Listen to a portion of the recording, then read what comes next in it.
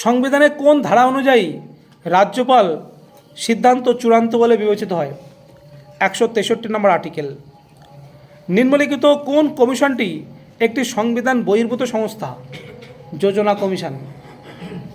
ভারতীয় সংবিধানের প্রস্তাবনা সংশোধন করা হয় কততম সংবিধান সংশোধনের মাধ্যমে? 42তম। ভারতীয় সংবিধানের 19 নম্বর ধারার বিষয়বস্তু কি? স্বাধীনতার অধিকার। মন্ত্রিসভা কার কাছে যৌথভাবে দায়বদ্ধ থাকে? লোকসভা। সংসদের উভয় কক্ষের যৌথ অধিবেশন কে আহ্বান করে? রাষ্ট্রপতি। রাষ্ট্রপতি 108 নম্বর আর্টিকেল অনুসারে রাষ্ট্রপতি ডাকে যৌথ অধিবেশন, কিন্তু সভাপতিত্ব করে স্পিকার। মৌলিক অধিকার বাতিল করতে পারে কে? কে বাতিল করতে পারে? রাষ্ট্রপতি। ইউপিএসসির চেয়ারম্যানকে কে নিয়োগ করে? ইউপিএসসির চেয়ারম্যান,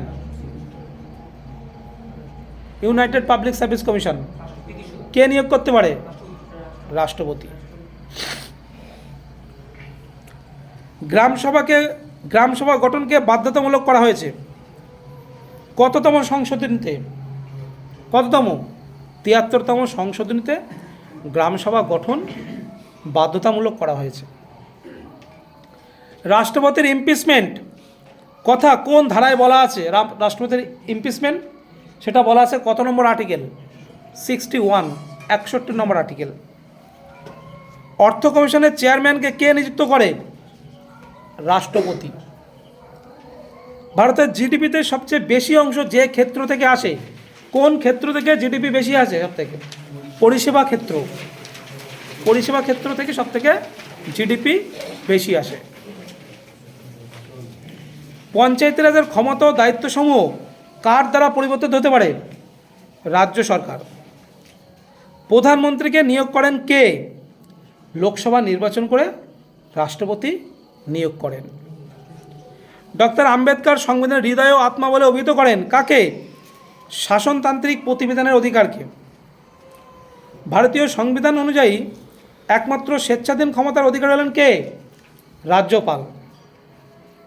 রাষ্ট্রপতি ও লোকসভার মধ্যে যোগসূত্র রক্ষা করে কে? প্রধানমন্ত্রী। কোন রাজ্যের মন্ত্রীদের বেতন পরিমাণ নির্ধারণ করে কে? রাজ্য বিধানসভা। পৃথিবীর বৃহত্তম লিখিত সংবিধান কোন সংবিধান? কোন দেশের সংবিধান? কাদের? ভারতীয় সংবিধান সবথেকে বৃহত্তম লিখিত সংবিধান।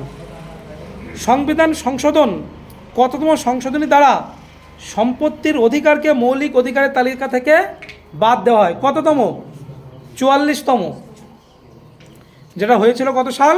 1978। স্বাধীনতার অধিকারগুলি সংবিধানের কত নম্বর ধারায় সন্নিবিষ্ট আছে? স্বাধীনতার অধিকারগুলি কত নম্বর ধারায়? 19 থেকে 22। 19 থেকে 22 স্বাধীনতার অধিকার। সংবিধানের কত নম্বর ধারায় অস্পৃশ্যতার বিলোপ সাধন বলা হয়েছে? কত নম্বর আর্টিকেল? 17 নম্বর ধারায় অস্পৃশ্যতার বিলোপ সাধন। নির্দেশমূলক নীতিগুলির প্রয়োগ কোন দেশের সংবিধানে গণপরিষদকে প্রভাবিত করেছিল? মানে নির্দেশমূলক নীতি এটা কোন দেশের সংবিধান থেকে নেওয়া হয়েছে? কোন দেশ? আয়ারল্যান্ড। অর্থ কমিশনের গঠন, ক্ষমতা ও কার্যাবলী সম্পর্কে সংবিধানের কত নম্বর ধারায় আলোচনা করা হয়েছে? অর্থ কমিশনের গঠন, ক্ষমতা ও কার্যাবলী কত নম্বর আর্টিকেল? 280 থেকে 81 নম্বর ধারায় এই সম্বন্ধে আলোচনা করা হয়েছে। অর্থ কমিশন গঠন, ক্ষমতা ও কার্যাবলী 280 থেকে 81। প্রথম অর্থ কমিশন গঠিত হয় কত সালে? এখানে অপশান অনুযায়ী কি? 52 থেকে 57 অর্থ কমিশন, 57 থেকে 62। আবার পরিকল্পনা কমিশন 51 থেকে 56, 56 থেকে 61। পরিকল্পনা কমিশন গঠিত হয় কত? 1950 সালের 15ই মার্চ, কাজ শুরু হয় তার পরের বছর 51। ঠিক সেরকম অর্থ কমিশন গঠিত হয় 51 সালে, কিন্তু তার কাজ শুরু হয় পরের বছর, মানে 52 থেকে। 52 থেকে 57 অর্থ কমিশনের টার্ম 5 বছর। 57 থেকে 62, 62 থেকে 67, এই 5 বছর টার্ম। এইভাবে কততম সংবিধান সংশোধনের মাধ্যমে ভারতীয় সংবিধানের ভোটাধিকার অর্জনের বয়সসীমা 21 বছর থেকে কমিয়ে 18 বছর করা হয়? কততম? 61তম সংবিধান সংশোধনী, ওটা 1989 সাল। 1989 সাল 61তম সংবিধান সংশোধনী ভোটাধিকারের বয়স 21 থেকে কমিয়ে 18 করা হয়। রাষ্ট্রপতির পদচ্যুতি সংক্রান্ত নিয়মাবলী লিপিবদ্ধ আছে সংবিধানের কত নম্বর ধারায়? 61, 61 নম্বর আর্টিকেল। রাষ্ট্রপতির হাতে 3 ধরনের জরুরি অবস্থাকালীন ক্ষমতা সংবিধানের কোন অংশে এবং কোন ধারায় আলোচিত হয়েছে? ওটা অষ্টাদশ অংশে 352 থেকে 360। ভারতীয় সংবিধান অনুযায়ী রাজ্য বিধানসভাগুলি পাশ করতে পারে কি? রাজ্য সরকারের বার্ষিক বাজেট। সেগুলো কে পাশ করে? রাজ্য বিধানসভা, রাজ্যের বার্ষিক বাজেট। রাষ্ট্রপতি ও পার্লামেন্টের মধ্যে যোগসূত্র হিসেবে কাজ করেন কে? স্পিকার। রাষ্ট্রপতি ও পার্লামেন্টের মধ্যে যোগসূত্র হিসেবে কাজ করে কে? স্পিকার।